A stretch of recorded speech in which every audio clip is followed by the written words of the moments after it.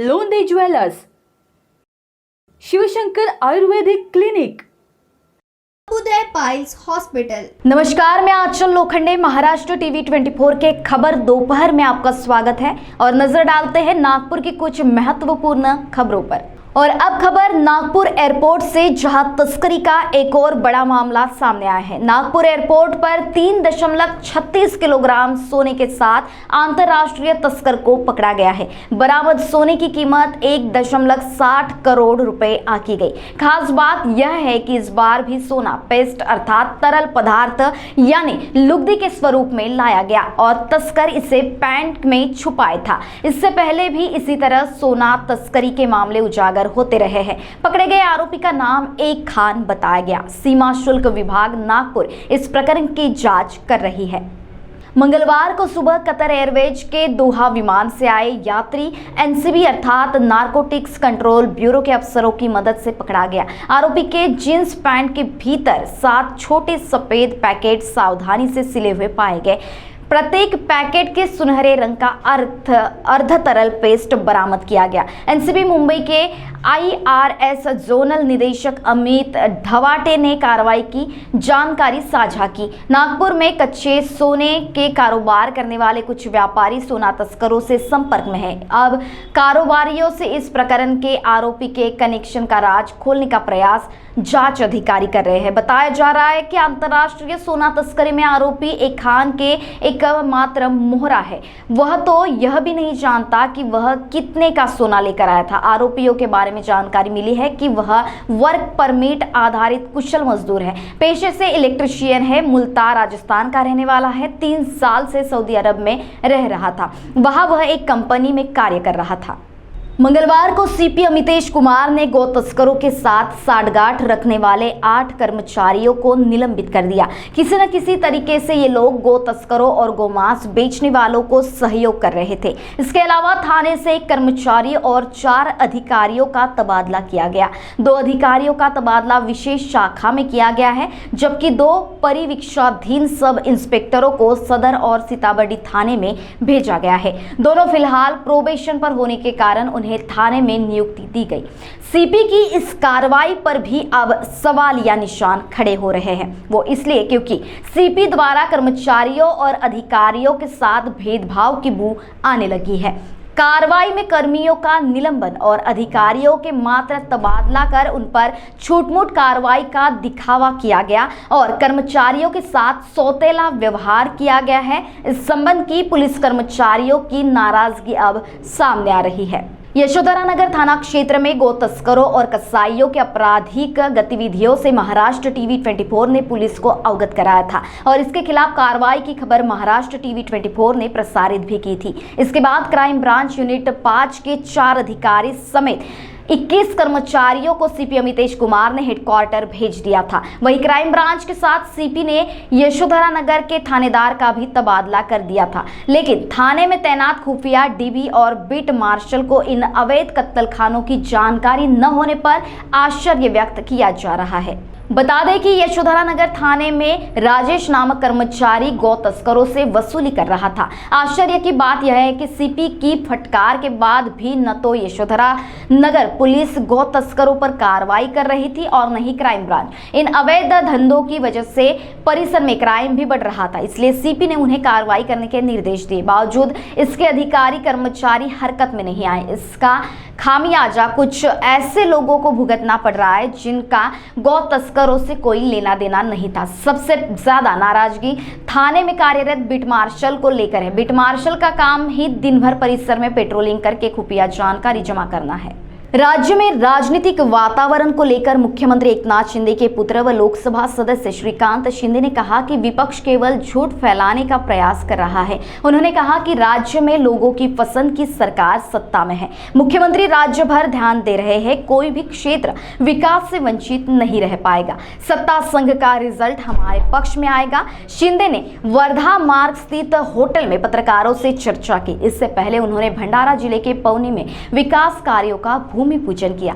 सांसद शिंदे ने कहा कि विदर्भ में अधिक से अधिक निधि देने का काम मुख्यमंत्री एकनाथ शिंदे व उपमुख्यमंत्री देवेंद्र फडणवीस ने किया है। मला वाटतं मुख्यमंत्री मोदयांचं जे आहे पूर्ण महाराष्ट्रावरती लक्ष आहे। कुठेही या महाराष्ट्राचा कुठलाही भाग जो आहे हा वंचित राहता कामा नये, त्याच्यासाठी विदर्भालाही मोठ्या प्रमाणामध्ये निधी देण्याचं काम जे आहे ते मुख्यमंत्री मोदयांनी या ठिकाणी केलेलं आहे। आणि आज आमचे आमदार जे मोदेकर आहेत त्यांच्याकडे विविध विकास कामांचं भूमिपूजन जे आहे आज या ठिकाणी मला वाटतं तब्बल 350 कोटींचं विकास कामांचं भूमिपूजन जे आहे ते आज त्यांच्या मतदारसंघामध्ये होणार आहे। मला वाटतं लोकांना जे हवं होतं ते सरकार जे आहे ते गेल्या 10 महिन्या अगोदर जे आहे ते स्थापन या ठिकाणी झालं। शिवसेना आणि भारतीय जनता पार्टीचं सरकार या ठिकाणी आलं, ज्याला लोकांनी मतदान दिलं होतं, तेव्हा ज्यांना लोकांनी कौल दिलं होतं। आणि आज हे सरकार आल्यानंतर सर्वसामान्यांच्या गरजा काय आहेत, शेतकऱ्यांच्या गरजा काय आहेत, शेतकऱ्यांच्या मागे भक्कमपणे उभं राहण्याचं काम जे आहे ते या सरकारने या ठिकाणी केलेलं आहे। शेतकऱ्यांना कधी नव्हे ते एवढं अनुदान देण्याचं काम जे आहे ते सरकारने केलं। मला वाटत नाही इतिहासामध्ये कधी 12,500 कोटीपेक्षा जास्त रक्कम जी आहे ती शेतकऱ्यांच्या अकाउंटमध्ये जी आहे ती देण्याचं काम जे आहे ते सरकारच्या माध्यमाने केलं। म्हणून जे वातावरण आहे हे वातावरण बदललेलं आपल्याला पाहायला मिळतं। या ठिकाणी प्रत्येकाला वाटतं हे आपलं सरकार आहे, आपला मुख्यमंत्री आहे, सर्वसामान्यांचा मुख्यमंत्री आहे। म्हणून जे आहे आपलं ही जनता जी आहे या ठिकाणी इतक्या मोठ्या प्रमाणामध्ये आपल्याला या ठिकाणी दिसते। आणि पूर्ण महाराष्ट्रामध्ये चित्र आहे, जिथे जिथे आम्ही जातो तिथे तिथे लोक जी आहेत मोठ्या उत्साहामध्ये जे आहे ते स्वागत करत असतात, लोक उत्साहीने पुढे येत असतात आणि लोकांना एक वेगळी अपेक्षा जी आहे या सरकारच्या माध्यमातून। खापरखेड़ा पुलिस ने सिल्लेवाड़ा निवासी सुरेश प्रजापति को खापरखेड़ा क्षेत्र में अवैध रूप से माउजर लेकर रात्रि के समय बाइक पर घूमते हुए गिरफ्तार कर लिया। सुरेश बिजाधर प्रजापति सिल्लेवाड़ा निवासी की तलाशी लेने पर उसके पास से एक माउजर, 2 कारतूस मिले। इसके संबंधित उसके पास में कोई भी कागज नहीं मिले। पुलिस ने उनके पास से माउजर, कारतूस, बाइक समेत 57,000 रुपए का माल जब्त कर आरोपी के खिलाफ खापरखेड़ा पुलिस थाने में मामला दर्ज कर लिया। यह कार्रवाई नागपुर ग्रामीण पुलिस अधीक्षक विशाल आनंद, अपर पुलिस अधीक्षक डॉक्टर संदीप पखाले के मार्गदर्शन में की गई। अजनी थाना क्षेत्र में एक किशोरी ने अपने घर में फांसी लगाकर आत्महत्या कर ली। बताया जाता है कि माता पिता के बीच हुए विवाद से तंग आकर उसने यह कदम उठाया। मृतका द्वारकापुरी निवासी नंदिनी बताई गई। नंदिनी ने हाल ही में 10वीं की परीक्षा दी थी। पिता सयाजी लातूर में निजी संस्थान में नौकरी करते हैं। नागपुर में नंदिनी अपनी मां और भाई के साथ रहती थी। महीने में एक बार सयाजी नागपुर आकर परिवार से मुलाकात करते थे। पत्नी का कहना था कि सयाजी नागपुर में ही कोई नौकरी देख ले और परिवार के साथ रहे, लेकिन उन्हें यहाँ नौकरी नहीं मिल रही थी। सोमवार को सयाजी की पत्नी और बच्चों से मिलने नागपुर आए। इस बीच नागपुर में नौकरी करने को लेकर पति पत्नी के बीच विवाद हो गया। पहले भी दोनों का विवाद हो चुका है। माता पिता को लड़ता देख नंदिनी परेशान हो गई। तनाव में वह अपने कमरे में गई और सीलिंग फैन से ओढ़नी बांधकर फांसी लगा ली। काफी देर तक उसकी हलचल नहीं होने के कारण माता पिता ने आवाज लगाई। प्रतिसाद नहीं मिलने पर कमरे में जाकर देखा तो फंदे से वह लटकी हुई दिखाई दी। घटना की जानकारी पुलिस को दी गई। खबर मिलते ही पीएसआई कांबले अपने दलबल के साथ मौके पर पहुंचे। पंचनामा कर शव को पोस्टमार्टम के लिए भेजा। पुलिस ने आकस्मिक मृत्यु का मामला दर्ज कर जांच आरंभ कर ली है। जितेंद्र आव्हाड ने जो कहा वह एकदम गलत है। वे ऐसी सस्ती लोकप्रियता हासिल करने के लिए करते हैं। उनके वक्तव्य की जांच होगी, गैर कानूनी होने पर कार्रवाई की जाएगी। ऐसी प्रतिक्रिया उप मुख्यमंत्री तथा गृह मंत्री देवेंद्र फडणवीस ने दी। नागपुर आगमन पर वे मीडिया से चर्चा कर रहे थे। उन्होंने कहा कि केरला स्टोरी ने कई पहलुओं को उजागर किया है, किस तरह से देश में सेंध लगाई जाए, हमारी बहनों को गुमराह किया जा रहा है, इस सब षड्यंत्र के तहत हो रहा है। इस मूवी से यह सब उजागर हो रहा है। मैंने यह मूवी देखी है, इसे देखने के बाद कईयों की आंखें खुल गई है। मूवी को टैक्स फ्री करने के बारे में उन्होंने कहा मुख्यमंत्री से चर्चा कर निर्णय लिया जाएगा। कर्नाटक चुनाव में भाजपा जीतेगी, यह विश्वास भी उन्होंने व्यक्त किया है। मला असं वाटतं की जितेंद्र आव्हाड जर असे बोलले असतील तर हे अतिशय चुकीचं आहे आणि बेकायदेशीर आहे। अशा प्रकारे बोलणं हे बेकायदेशीर आहे। त्याच्यामुळे निश्चितच मला असं वाटतं की प्रसिद्धी मिळवण्याकरता आणि एका विशिष्ट समाजाचं लांगुल चालन करण्याकरता ते जे काही अशा प्रकारे बोलतात त्याच्यातनं त्यांना हे लक्षात येत नाही की इतर समाजामध्ये याबद्दल प्रचंड रोष आहे आणि त्यांच्याबद्दल विशेषतः हिंदू समाजात एक मोठा रोष आहे आणि त्यांचं जे वक्तव्य आहे हे तपासून पाहिलं जाईल आणि या वक्तव्यामध्ये कुठेही बेकायदेशीर काही असेल तर त्याच्यावर कारवाई केली. आज केरला फाईल्स हा सिनेमा बघण्याकरता मी आणि आमचे अनेक कार्यकर्ते आम्ही आज जातो आहोत. एकूणच जे काही विदारक सत्य आज या सिनेमाने समोर आणलेलं आहे ते सर्वांपुढे आलं पाहिजे आणि कशा प्रकारे आमचा देश पोखरला जातो आहे, कशा प्रकारे आमच्या युवा पिढीला, आमच्या महिलांना एकीकडे गुमराह केलं जातं आहे किंवा त्यांच्याविरुद्ध षडयंत्र होत आहे, या सगळ्या गोष्टी समोर आल्या पाहिजेत. आणि म्हणून मी देखील हा सिनेमा बघतो आहे आणि आमच्यासोबत अनेक लोक बघत आहेत आणि आज देशामध्ये मोठ्या प्रमाणात हा सिनेमा पाहिल्यानंतर अनेक लोकांचे डोळे उघडताना आपण पाहतो. एकीकडे चित्रपटाचं कौतुक होत आहे तर दुसरीकडे जितेंद्र आव्हाड बोलले की या चित्रपटाच्या प्रोड्युसरला भर चौकात फाशी द्यायला पाहिजे.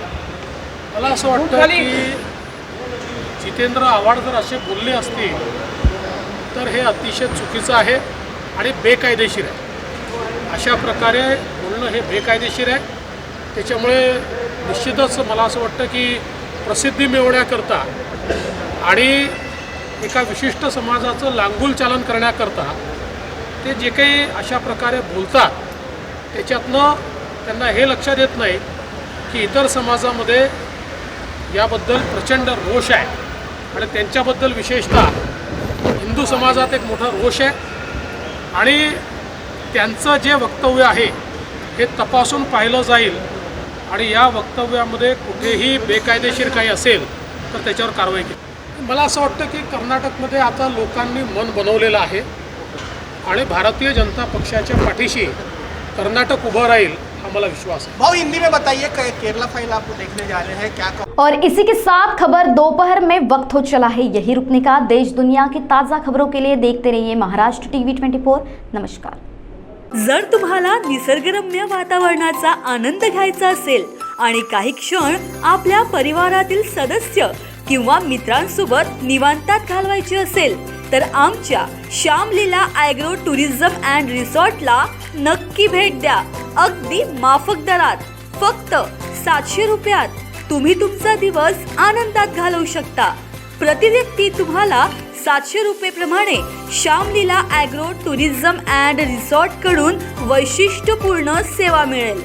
पर्यटकांचे पारंपरिक पद्धतीने स्वागत, चहा नाश्ता, चुलीवरचे शाकाहारी मांसाहारी जेवण, मुक्कामी राहण्याची उत्तम व्यवस्था, लहान मोठ्यांसाठी खेळणी पार्क, शिवार फेरी, पारंपरिक पद्धतीनं तयार होणारे कच्ची घाणी तेलापासून तयार केलेल्या भाज्यांचा स्वाद अनुभवता येईल. ऑर्गॅनिक भाजीपाला, फळबाग आणि त्यांची विक्री, नवनाथ आश्रम दर्शन, कोलार जलाशय फेरफटका, बिझनेस संधी, बेरोजगार व शेतीकरिता ट्रेनिंग, वाढदिवस पार्टी, लग्न, रिसेप्शन करिता बुकिंग सुरू, स्विमिंग पूल, रेन डान्स. अधिक माहिती हवी असल्यास आम्हाला संपर्क करा. सुनील पाल 9021433560. मुक्काम तेलंगखेडी, नवनाथ आश्रम जवळ, पांढुर्णा रोड, तालुका सावनेर, जिल्हा Nagpur.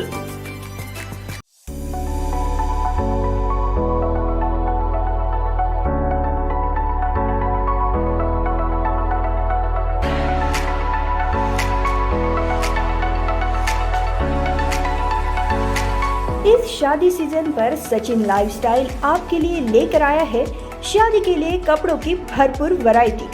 Wedding collection, kids collection, ladies wear, gents wear. नई वैरायटी पर पाए 15% तक का डिस्काउंट. तो हो जाइए तैयार इस शादी सीजन के लिए सचिन लाइफस्टाइल के साथ. और अब हमारी शाखा उपलब्ध है सचिन एंटरप्राइजेस, रामेश्वरी, नागपुर. हमारा पता शताब्दी चौक, बेलतरोडी रोड, रामनगर, नागपुर. इस खबर के प्रायोजक है शिवशंकर आयुर्वेदिक क्लिनिक. अनुभवी डॉक्टर्स से सज्ज, सभी प्रकार के आयुर्वेदिक दवाइयाँ मिलने का एकमात्र स्थान. इनका पता Shivshankar Ayurvedic clinic, doctor Mangala Ketkar hospital के सामने, महाजन मार्केट के पास, टेम्पल बाजार रोड, सीताबर्डी, नागपुर।